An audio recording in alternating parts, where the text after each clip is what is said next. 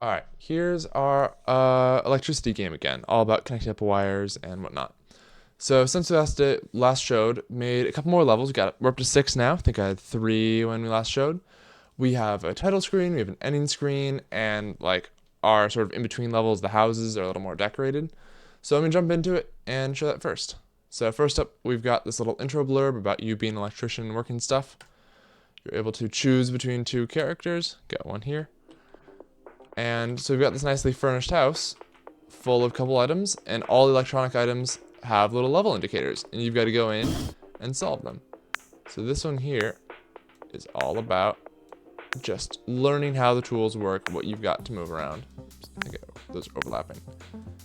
And once you've got that all connected, you can use WASD to move the little electricity sphere to the end. Cool. See a nice little done.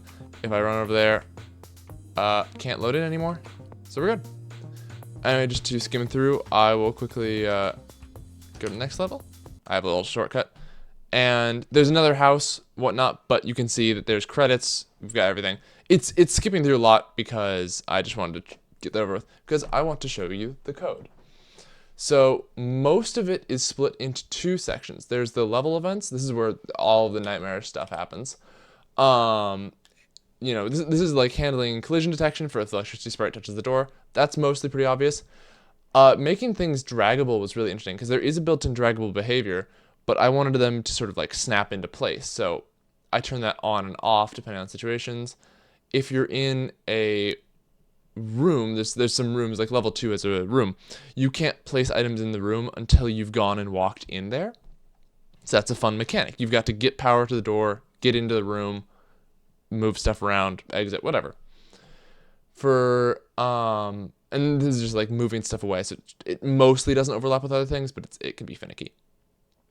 Over here, this is the snapping, which is basically that it does some where's the math for this? If it was dropped, it rounds it to the nearest integer. What was it? It divides it by 32, rounds that to the nearest integer, and then multiplies by 32. So it'll snap to the nearest 32 units or pixels or whatever, which effectively snaps to the grid. Then we've got movement for the little electricity sphere, complete with audio and the code to keep it on that wire so you can't walk off it. This is just more of keeping you on that. Got custom cursor, which Bryan set up. And we got our animations for our 2 different characters. Lastly, we've got some code for the actual houses, which is just about handling the level completion and doing all that fun stuff. But that about wraps it up.